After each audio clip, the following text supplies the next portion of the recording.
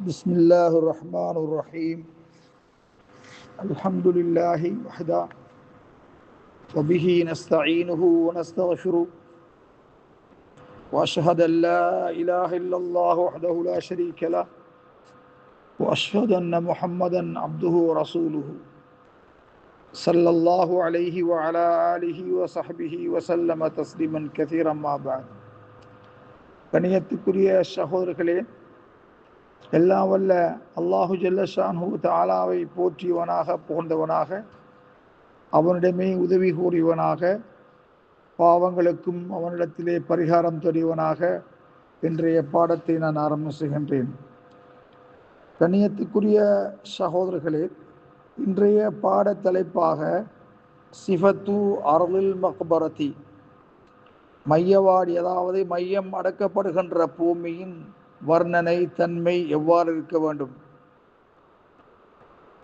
அப்படி என்றால் அடக்கம் செய்யப்படுகின்ற அந்த பூமியுடைய தன்மை எவ்வாறாக இருப்பது பொருத்தப்பாடாக இருக்கும்?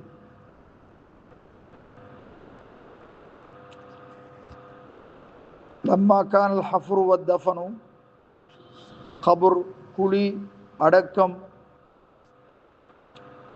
பூமி முத்தமாசிகத்தின் ஒன்றோடு ஒன்று தமசு இறுக்கமானதாக இருப்பதென்பால் தேவையாகிறது. ஏனென்றால் மரணித்தவருடைய எலும்புகள் பாதுகாக்கப்படுவதற்காக கண்ணியத்துக்குரிய சகோதரர்களே, பின்வருமாறு சில விடயங்கள் மார்க்கமாக்கப்பட்டுள்ளன. இஹ்தியாரு அல் அர்லில் முத்தமாசிகத்தி லா சுல்பத்தன் ஹஜரியத்தன் வலா ரஹ்வத்தன் ரமலியத்தன், பாறாங்கல் கற்பாறைகள் உள்ள பூமியாக இருப்பது பொருத்தமற்றது. இலகுவான மணல் பூமியாக இருப்பதும் பொருத்தமற்றது. அப்படி என்றால் பூமி எவ்வாறு இருக்க வேண்டும்? அல் அர்து முத்தமாசிக்கா, ஒன்றோடு ஒன்று அதை நெருங்கி இருக்கக்கூடியதாக, இருவாட்டி மண் சொல்வார்கள், அல்லது களிமண் போன்ற பூமியாக இருப்பதை தெரிவு செய்வது பொருத்தமானது. சகோதரர்களே, யஜிபன் தகூன அர்துல் மக்பரதி பஈதத்தன் அன் மஜாரில் சுயூல், மையம் அடக்கப்படுகின்ற பூமி நீரோட்டங்களை விட்டும், கால்வாய்கள், நீரோட்டங்கள், ஆறுகள், இவைகளை விட்டும் தூரமாக இருப்பதும் அவசியமாகும். என்றால் ஹஃபுருல் ஆபார் ஹிஃபுதன் லிருஃபாத்தில் அம்வாத், மரணித்தவருடைய அந்த உக்கி இறந்து போன எலும்புகளை பாதுகாப்பதற்காக வேண்டி அதை நாங்கள் அமைத்துக் கொள்வது அவசியமாகும். கண்ணியத்துக்குரிய சகோதரர்களே, நோக்கம் அடக்கம் செய்யப்பட்டவருடைய அந்த எலும்பு கூடுகள், அவைகளை பாதுகாப்பது. மேலும் முக்கியமான செய்தி, அந்த கூன பஈதத்தின் நஜாசாத்,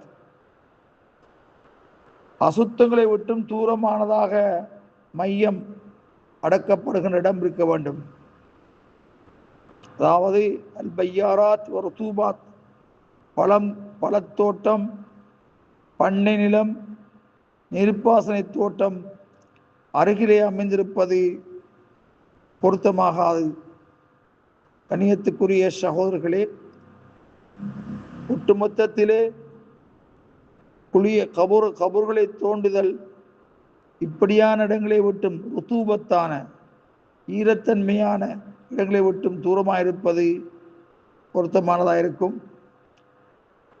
சில வேளைகளில் பூமி எல்லாம் ஒரு பூமியாக இருக்கும், குழியை தோண்டுவது சிரமமானதாக இருக்கும். அப்படியான வேளைகளிலே எமது பிரதேசங்களில் செய்வதைப் போல நாலா பக்கத்திலும் சிறுக சிறுக தோண்டி பலகைகள் வைத்து அடக்கம் செய்யப்படுகின்ற நிலையை நாங்கள் பார்க்கின்றோம். கண்ணியத்துக்குரிய சகோதரர்களே, மையவாடிக்கு அருகிலே பழத்தோட்டங்கள், பண்ணைகள், நீர்ப்பாசன தோட்டங்கள் போன்றவற்றை உருவாக்குவது ஜாயிஸாகாது. ஏன், முஸ்லீம்களுடைய கபூர்களை வேதனையிலிருந்து அசுத்தங்களிலிருந்து பாதுகாப்பதற்காக வேண்டி முக்கியம் மையவாடிகள் அசுத்தங்களிலிருந்து அசுத்தங்களை விட்டும் தூரமான இடத்திலே அமைய வேண்டும். குளியலறைகள், நீர் சிறுகளிக்கு இடங்கள் இவைகளை விட்டும் தூரமானதாக அதனுடைய துர்நாற்றங்கள் அந்த மையவாடியின் பக்கம் செல்லாதிருப்பது அவசியமாகும். கணியத்துக்குரிய சகோதரர்களே, சில உலமாக்களுடைய கருத்தின்படி மையங்களை பாலைவன பிரதேசத்திலே அடக்கம் செய்வது சிறப்பு. ஏனென்றால் உயிருள்ளவர்கள் மீது, உயிரோடு வாழ்பவர்கள் மீது அதில் எந்த விதமான நெருக்கடியும் ஏற்படாதிருப்பதற்காக வேண்டி இறந்தும் நபி அலைஹிஸ்ஸலாத்து வஸ்ஸலாம் அவர்கள் மதீனாவிலே பகீ என்ற இடத்திலே தான் சஹாபாக்களை அடக்கம் செய்தார்கள். சஹாபாக்கள் தாபியீன்கள் தொடர்ந்து அவ்விடத்திலே தான் அடக்கம் செய்தார்கள். அவர்களுக்கு பின் வந்தவர்கள் பாலைவன பிரதேசத்திலே அடக்கம் செய்த வரலாறுகள் சொல்லப்பட்டிருக்கிறது. வல்லாஹு அலம் பிஸ்ஸவாப்.